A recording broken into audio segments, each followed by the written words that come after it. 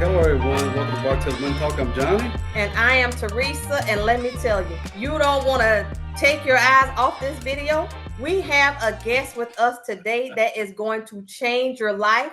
It's going to change the way you look at money. We have Mr. Richie Norton with us. We were blessed to meet him at the VID Summit. And when he talks and speaks, he captivates you. Like you just want him to keep talking. So stay tuned so you can learn how you can change your life. Okay. So Richie, thank you so much for joining us. We are overjoyed having you here. You guys are too good to me. You're saying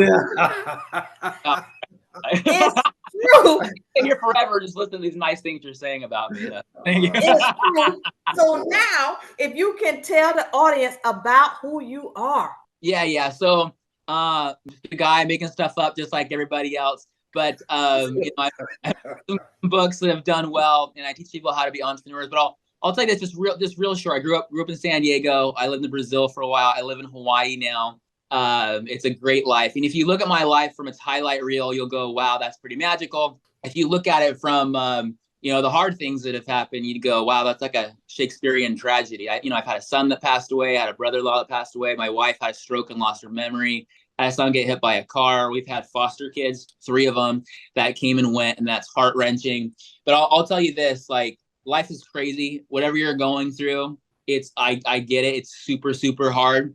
But I'll also tell you this, like, good people like the ones I'm talking to right here, it really takes this kind of different thought process to help you go from where you are to where you want to be so you can be better and not bitter. And so I hope I can share some thoughts and ideas to help you, move forward with that. We're going to be better, yes, and we're not going to be bitter. And so because he's such a person, such a human that has a spirit of humility, I want to bring some limelight to him that he has earned. He is a best-selling author. Mm-hmm. Can you tell them the name of that book, Richie, that's made you a best-selling author? There's a couple. One's called The Power of Starting Something Stupid, and the other one's called Anti-Time Management. Okay, and then he is a big deal, y'all. He was a guest at the VID Summit. No, not guest speaker. A guest speaker. So that means he is a big guy.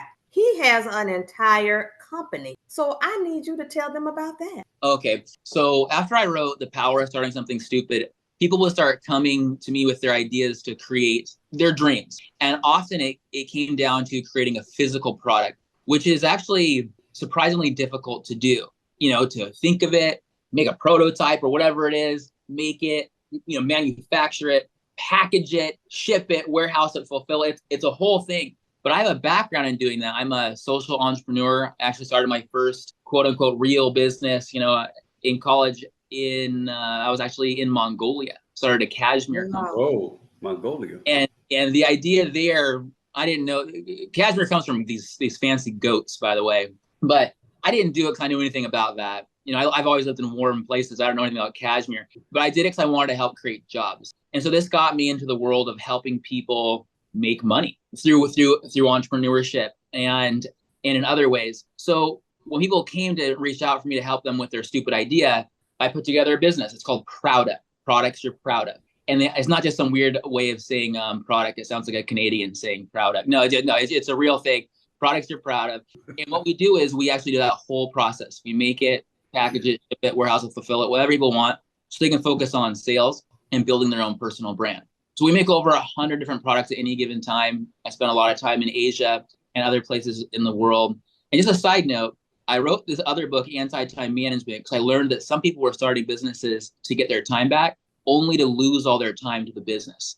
And so I wanted to say there's a better way of doing it. If you can think what's the goal of the goal, if you can think, why am I really, really doing this? You will likely do something different to be able to make that lifestyle happen immediately, as opposed to going down some weird lane or some weird timeline that will never turn out the way you would hope it would be. So the idea is to rescue your dreams from the end of a timeline and do it right now. Well, I done just hogged him. I know you want to say something. Well, I mean, when you think about it that way, everybody want their time. I mean, whether you're working now in a job and you're sitting there thinking, if I had my time back, I could be in Hawaii. Sitting around. That's right. Surfing. Surfing. We're doing whatever, right? Sitting on the beach, whatever. Right. That's right. So one of the things, and I'm not sure, but my wife and I, we talked about this, and so I think this is key here. We have to ask this: change the way you are paid, and change your life. That was a pretty powerful statement. Let me give you an example. So change how you're paid, change your life. So I've worked with a lot of different people on all kinds of different ideas, dreams, projects. And let's say they were unhealthy and they got healthy. It would definitely change their life. They still had to go to work on Monday. And not that that's a bad thing. Maybe you love your job, but where you work defines your lifestyle. And I don't mean like your ideas or like how cool you are or like your hobbies. I mean, legitimately, logistically, you have to be in a certain place at a certain time with certain people. You have to ask for permission to like coach your kids' sports. You have to ask for permission to go on vacation. Like, you understand what I'm saying, right? Oh. Keep it going. Come on. So I was just like, the one thing that actually changes everything. Look, even if you're in a good relationship or a bad relationship, you still have to go to work at the same place at the same time with the same people, and you live essentially the same life. And so people are spending all this time and money trying to fix their life instead of just thinking about their business model. So a business model could mean all kinds of things, but as far as how you're paid, that dictates where you live, what you do, more than how much you're paid. You met many rich people who are sad, tired, bad relationships, bad health. There's nothing worse or sadder than a famous rich person who hates their life. Like, what are you talking about? So it's not about the actual money, although we should make as much as possible. Why not? Mm-hmm. Yes. It is how you're paid that dictates where, when, and how you live. I'll give you an example. So when I was a teenager, I grew up in San Diego, and I told my dad that I wanted to make some money. I was 16 years old, and I told him I wanted to get a job. Now, my dad was an entrepreneur himself. Okay, so I was able to like see that and learn this. And he said the weirdest thing is what dads shouldn't say. He said the weirdest thing. He said, son, you don't want a job.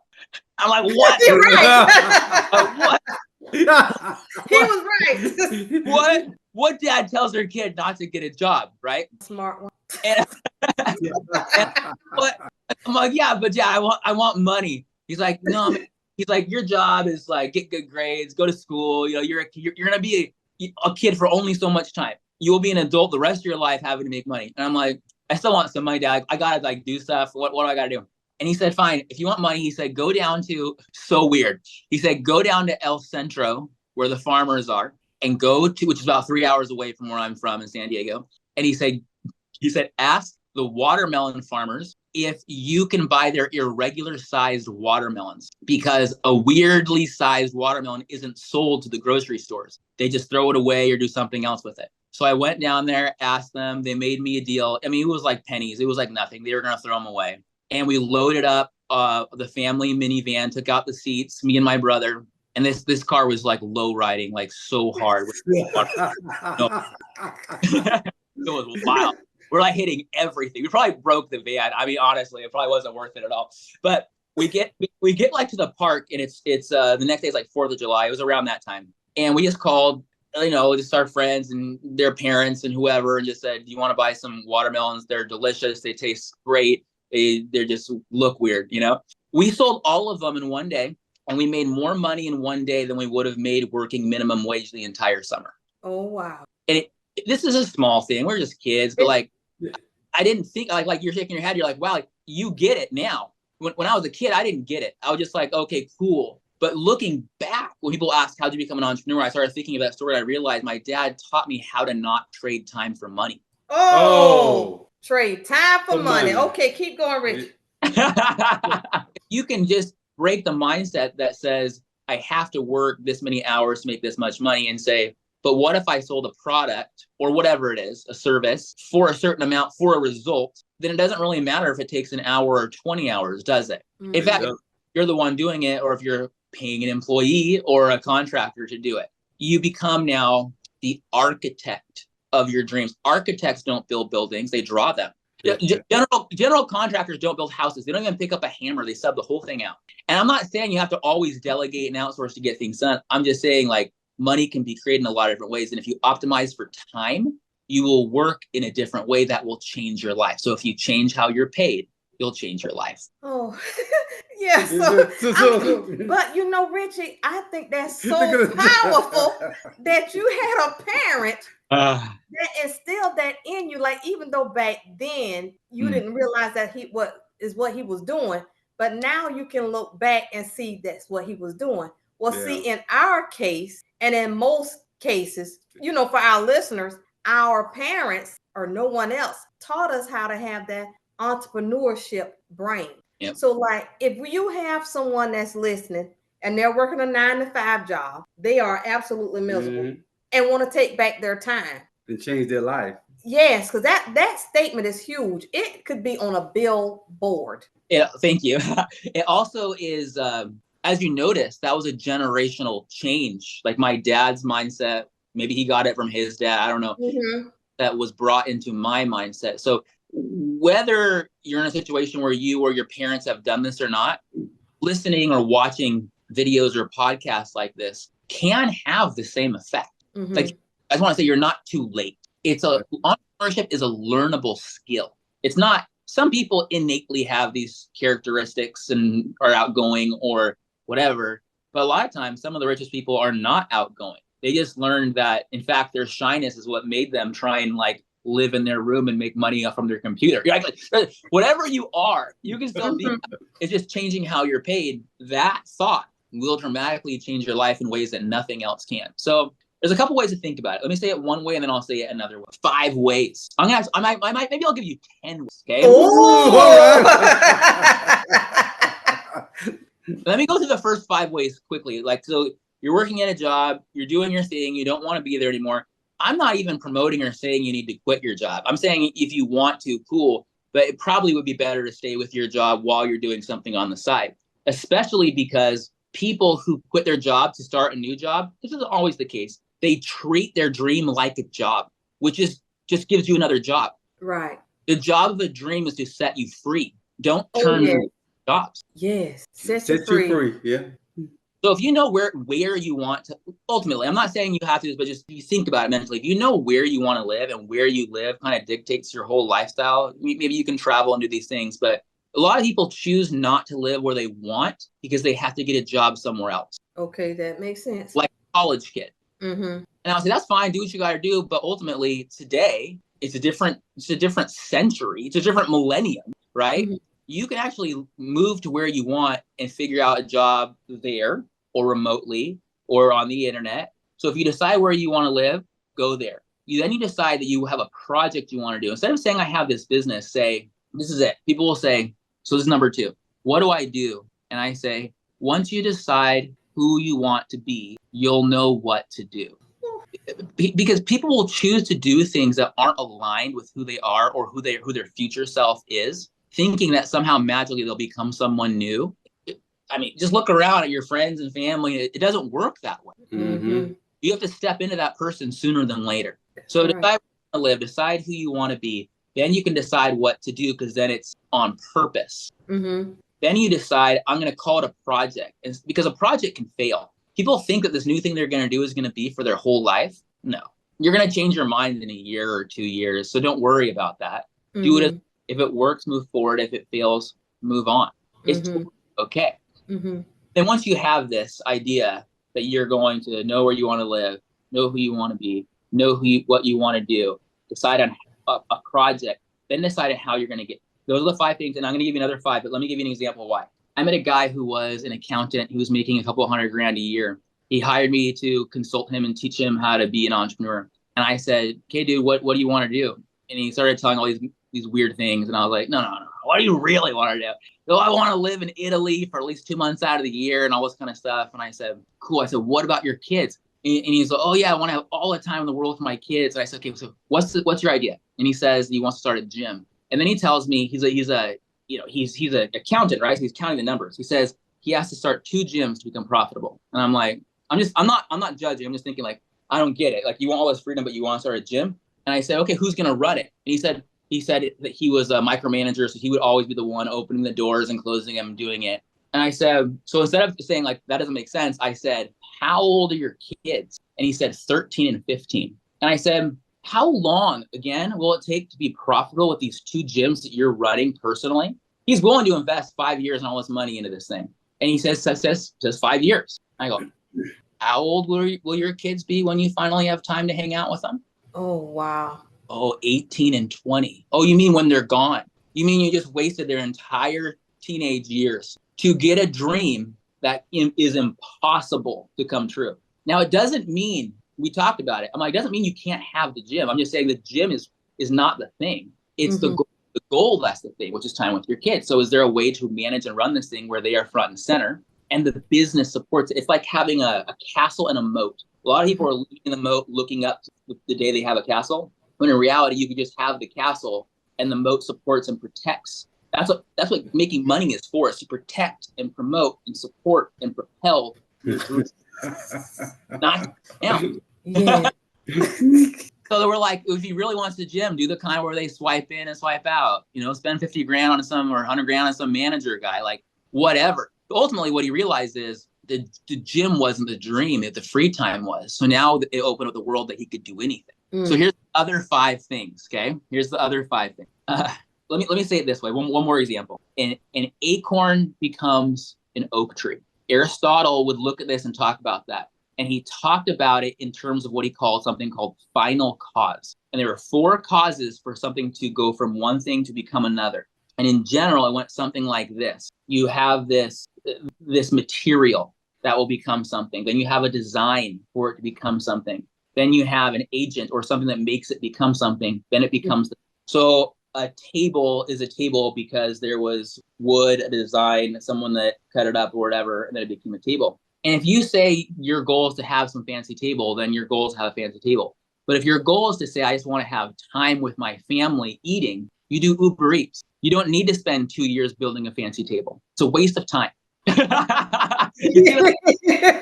time wasted. It's true. Talk to us women. That's true.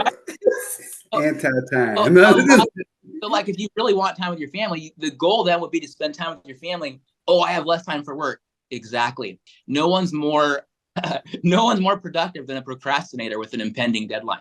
The less time you have, if you are results oriented, the more you will be able to do it through creativity. That's the way innovation works. Constraints. So when everyone comes like, I really want this thing, I say, why don't you start there? They'll say, I can't. I have to have all these things. But the more you do all those things, you cement yourself in place, and you can't even get out when you want to. That is so true. So the 5 things are: you begin with final cause, which is the goal of the goal. Okay. Because then you don't want to build something that doesn't need to be built at all. Okay, that makes sense. One decision, you avoid 1,000 bad decisions. Then you create your purpose. Why do I want that thing? The purpose then creates a priority, because most people say they have priorities, but in reality, because priority means first, right? Most priorities last. I love my family, but I'm never going to see them for 10 years while I work. How is that a priority? It's not. It's not. Work is. Yep. Then once you have final cause, you have the purpose, you have a priority, then you have the project again, because a project. So for example, let's say I want to become healthy. If I say I will eat differently, I won't. I just won't. And I'll justify it the whole way. Right? That's me. Right. I don't know. But if I say I am healthy, it's like a weird reverse thing that happens in your brain where you have to feel more consistent with it, because it helps you do these things. Okay. So a project helps you say I am instead of I will. I am an author, not I will be an author, or I have a book project, not say I will write a book. These are different modes of operation. And then the last one is kind of a word I kind of just mess with, and it's prolifics. So you would normally say you're a prolific person, but when you have prolifics, it means you're doing many, many, many good things that are on purpose. That almost is like project stacking. I might have a project for my family and for me and for like the world or for my business. When you take these 4 projects out like this, it looks like a lot, but if you turn them on their head, they're stacked. So the one decision you make can make all of them happen at the same time. And this isn't philosophical, like this can really happen. So you have this channel, you have this, you have your work, you're getting clients from it. It gives you the opportunity to go and live and do whatever you want. That's project stack. Most people don't think that way. They keep thinking like they're in these weird lanes, and they say, stay in your lane. I'm like, that's fine, but what if we turn the whole thing on its side and we could be doing all these things simultaneously, but it's not multitasking. It's a giant super single task that allows them all to happen. That's the way I think. That's a good thing. That's when you ain't living your best life. Yeah. So like, if there is anyone out there who's wondering, but where do I start? I'll tell you this, start. It's an acronym I created: serve, thank, ask, receive, and trust. START. Serve other people. Do it for free. Thank them for the opportunity to do it. Ask them what they want and give it to them. There's no selling if you ask somebody what they want and you give it to them. They want it. It's just a matter of if they can afford it or not. That's different. And then you are cool enough to receive those gifts back, not take. In football, if a quarterback throws the ball to the receiver and the receiver whacks it out of the air on purpose, everyone would be so mad. What are you doing? Or catches it and takes a knee in the middle of the field. Why would you do that? We're all here working hard, even the fans, to get you down the line, to, cross that line down there in the end zone. That's what we need to be. The best way to give back to people is to run that ball. And so you receive and you trust. You trust this process because the process is on purpose. It's not a process that will lead you nowhere. Anyone can do this. Okay, tell us what START means again. So START, serve, thank, ask, receive, and trust. And by doing that, you will meet like-minded people who want to support and help you. You may or may not know yet. It might not be your closest friends or family or relatives. A lot of times it's what's called a loose tie, which means it's a friend of a friend. And that's just how it works. But if you start that process, these people will find you and you will find them. Okay, because that would be really helpful for a 9-to-5 person who want to change their life, but they need to change the way they are paid before they can change their life. Totally. And then I would just also say, like, people are always thinking that the next thing they do has to be so big. And it can be big. You should dream big, but it starts with one. Like, just go get one. Go sell one. Sell one service. You might not even like it. Like, you might not want to do it after. Like, a lot of people wait for years to do this thing and then they hate it. You're like, what a waste. A hollow. Go get it. And they'll go, I don't have any money to do it. Give them the prepay. Pre-sell this thing. If it's something even bigger, requires a lot. Letter of intent. Hey, if I do this thing, will you pay this much for this many of them? Sure.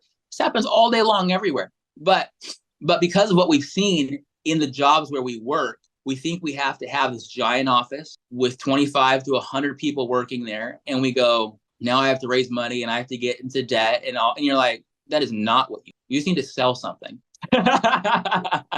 So that's right. I know you got something burning. What you want to say? So no, I'm just thinking all the stuff that Richie is talking about is a mindset change. You have to change how you think. Yes. Really, because if you don't change your mindset, you can't do none of this. You right. This, you can't. I need to work. You can't. A 9-to-5. I can't do this. Right. But so now I got to bring the limelight on you because I want the listeners to know that you are in the business to help people change the way that they get paid so that they can change their life because you help people create products. Those stupid ideas, you can turn them into something. So I just want you to explain a little bit how you can help people change the way that they get paid because you have that gift. You're so nice to me. I like a lot of people, it is a mindset shift. But then there is an actual practical part. Like there's a lot of people that will say a lot of things that will get you going, but you don't do anything. So I kind of wanted to have both in play. So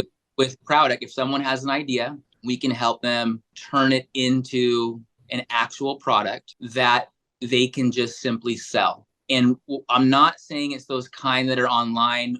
You can do merch right now. Someone right now could go online, do some print on demand merch where they sell a shirt. It costs them nothing until somebody, they buy it and then that money pays for the shirt and then they get a little commission for selling it. Those things are everywhere. Just Google it. But what we do is a little different. We will do custom, a little more high end, make it your own brand. Like we're building things in the same factories that probably the brands that you know, love, and trust are also building their things, right? So we try to help people make it as easy as possible on them to just go from idea to market. And we love it. It's so much fun. It's so much fun. Specifically, let's just say we work with all kinds of different companies, organizations, people, but like we at that Vid Summit thing, we work with a lot of creators, YouTuber type people who have a small audience or have a giant audience, and they aren't making money from their channel. Either way, these things do cost a little bit of money to make happen, but either way, they're talking to people every day and they have nothing for sale. And maybe they're making some money from ads and things like that, and that's fine. But like, if you make a few cents from an ad versus you sell a hoodie for $35, it changes your life overnight. If someone's selling a hoodie for, let's just say, 50 and they're making $25 on it, I'm making numbers up, I don't even know exactly what it is, but if you literally make $25 and you sell 4 of those while you sleep and you wake up to an extra $100 and you times that by 7 for a week and you times that by 4, all of a sudden you're buying houses for your parents because you can afford the mortgage and more. Like, this is real stuff. And that's why the most famous people you're watching aren't satisfied with the money they made from their movies. They have to have this merch because it actually helps them reach more people, support their brand, make more money, and do more good.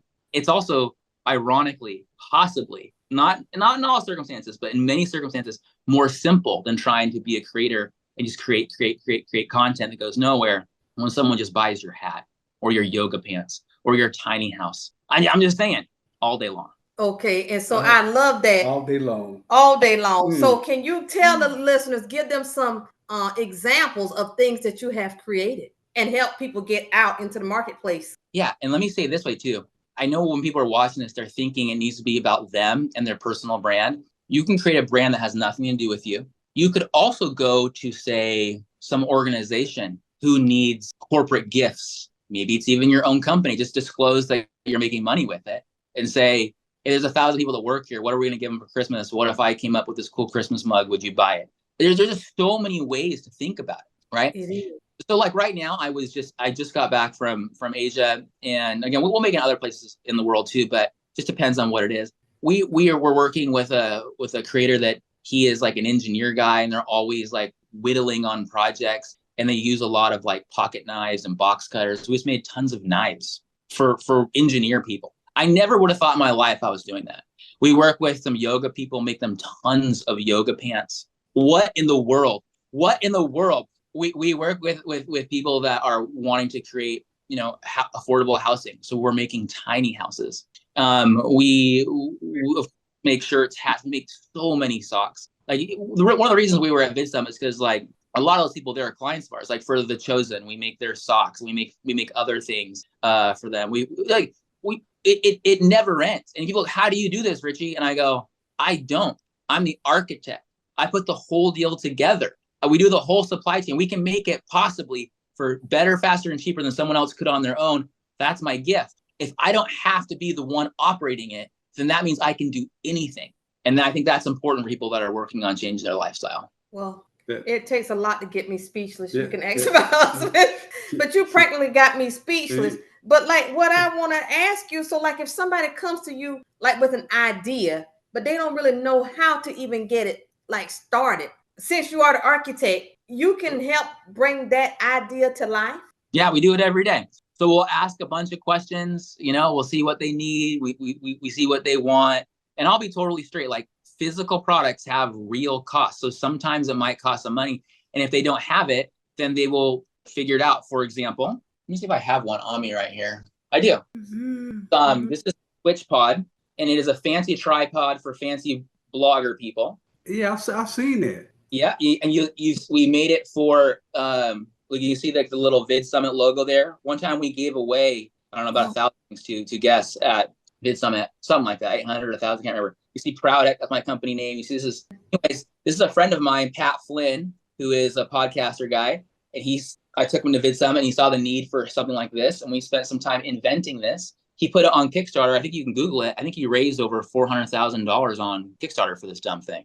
And it's not dumb. It's freaking amazing. We'll do journals. We've done, like, you can look them up. The Freedom Journal, I think we raised $356,000 or 300 and something like that on Kickstarter. A journal, a blank book. And that was on Kickstarter, you said? Yeah. And another one called the Mastery Journal raised around that much money. The thing is, it either takes money or it doesn't. And if it does take money, I am not asking people to go into debt or do something weird like that. I'm just saying, if you really want to do it, like, you can figure it out. You can figure it out. So, Richie, I got to say something to the listeners. Richie is a very gifted man. He is humble. And so the reason why we have him here today is because of his slogan, change the way you're paid and you change your life. There are so many of us that want to change our lives. If you want help to change your life and you have a product or an idea, We're going to put his information in the show notes. Reach out to him. See how much money it takes. If you want to get freedom, you need to reach out to Richie. Yes. Now, and then we have one more burning question. Can we have you for like 5 more minutes? I'm all yours. Okay, go ahead. Yeah. So I knew we was talking about all these ways to make money and produce all this income to change your life. I like that. I like changing your life. But we have one more, and this was a quote that you did, and it says, "When you sacrifice what you love for freedom, you get neither." So can you talk about that a little bit to the audience? Yes, it's also, I have a love-hate relationship with that quote of mine, because it's a little painful sometimes when you think about it, because we're taught we need to sacrifice so much, you know what I mean, to get what we want or to help other people, which is true. And you could, but a lot of us are sacrificing the wrong things, thinking it's the right thing. So for example, how does it make sense that I'm sacrificing all this for my family when I'm sacrificing my family? It literally makes no sense. It don't. So when you sacrifice what you love for success, you get neither, because how you spend your time is how you show your love. That's pretty powerful. Say that one more time. How you spend your time is how you show your love. I know that hurts when people say, but I'm doing all this for my family. I'm not saying that you're wrong. I'm not saying that it's wrong. I'm just saying take an honest look at it. Because if there is a motivator or a way to do it where you're not sacrificing the thing you're actually working for, why not think about that? Why are we still believing what they told us during the Industrial Revolution, that we need to put our heads down and work in this factory and do this thing? Well, that's just simply not true anymore. It's not true anymore. Why are we still, if we have goals in the 21st century, why are we using 20th and 19th century methods? It is, the idea is this: look for results, not methods, because we are pretty bad at choosing the habits that we think will get us somewhere. When in reality, if we just become or act as if the person we want to be, the habits organize and align themselves around us automatically. I'm like, I could just listen to your logic all day long. I can't, because I'm not going to tell my age, which I'm very blessed to be alive. But when you think about it, like I'm even using ourselves for example, like what you just said, we've said, "Oh, we're doing this for our family. We're doing it for our family." But then we have to take so much time away from our family to work to make the money. So it don't make sense. So when you're doing something that you think is right and good, it's still costing you something else. It's costing you something. Yes. The idea is value your time. Don't time your values. When you time your values, you're waiting for something else or something more to be able to do it. When you value your time, you just do it. And I know someone listening to go, "I can't just do it." And I will say, I know you can't right now, but I also know you can right now, because now it's become a new thought. And once it's become a thought, an acorn becomes an oak tree. You just have to step into it. Okay. I guess we have to honor our word and let him go. But you know what? Now I challenge you. All these fancy quotes that you have. You need to put them in a book. All right. A journal or something, because you have powerful quotes. Like they may not mean anything to you because they're coming from you. But they are so powerful and so moving. He's living his best life right there. You see what he's doing right there? He's looking like, this is great. Yeah, you're living your life. So like I could just read one of your quotes and it'll just like give me goosebumps and make me take a second thought. So you need to put those quotes out so people can get them. You're just gonna check out Anti-Time Management. You might find some of these ideas and quotes in there. But at the end of the day, like I already know, anybody watching this, I hope it resonates. But like we don't always remember the things we watched or we learned. We do a lot of times remember the things we feel. So I hope some feel something and it moves them towards moving. One more little quote, I guess I would say is like, it's not a lesson learned until it's a behavior change. So as much as people hear this, until they change it, they really didn't learn it. They might have heard it, but they didn't learn it. You got to change, and then it becomes part of you. Oh, thank you. Okay. Well, this has been great. I'm just like, I want to steal you away. I think this is like speechless type conversation here. So we appreciate all your time. I mean, I know we just try to be mindful of your time. I'm honored.